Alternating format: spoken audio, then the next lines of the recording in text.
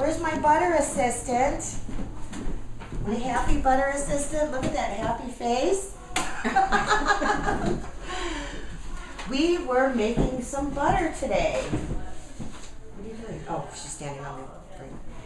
We started with the cream that we gathered from the milk after the cows were milked.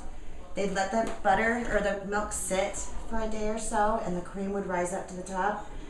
I don't know if anybody remembers these old milk bottles being delivered to the house, and when you'd go to get them, there was always like a little lump of cream, and you just shake them up. Well, they would collect that cream and turn it into butter. So this handy dandy butter churn is right around 1900, 1910. It's a little bit more of the modern version. And you would put your cream in here, and then it's almost like a Pioneer food processor. And you would just churn and churn for it takes about 15 minutes to do. And then after you're done, you can see where the butter has separated from the buttermilk.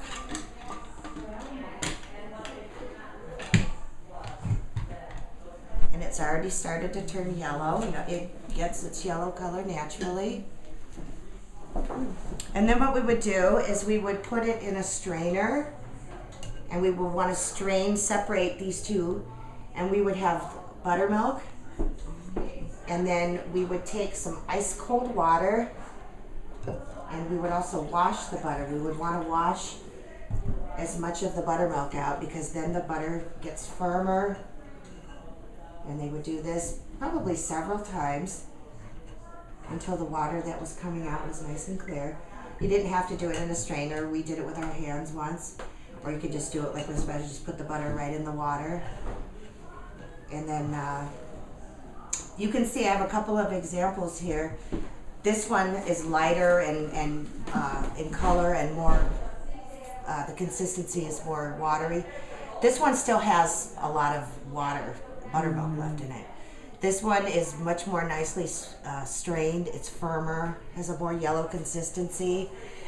And then these were my little demonstration ones I did for the kids. This is what this one feels like. It's real mushy and liquidy. And then this one, nice and firm, how you would want it to be. And this one would keep longer too. Because it doesn't have all the liquid in it. So obviously they could use it for their own consumption, or she might take it to market and barter and trade with it. I had heard a story about, like, this is, for instance, this is like a mold, or not a mold, it's a stamp. They have mold stamps, etc.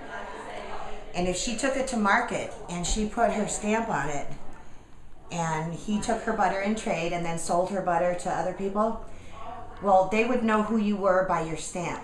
So when you go to market, they would say, oh, that's so-and-so's butter, and either that was really good butter or not really good butter. So you would know whether or not to buy it. So, and this would keep in her house just a few days.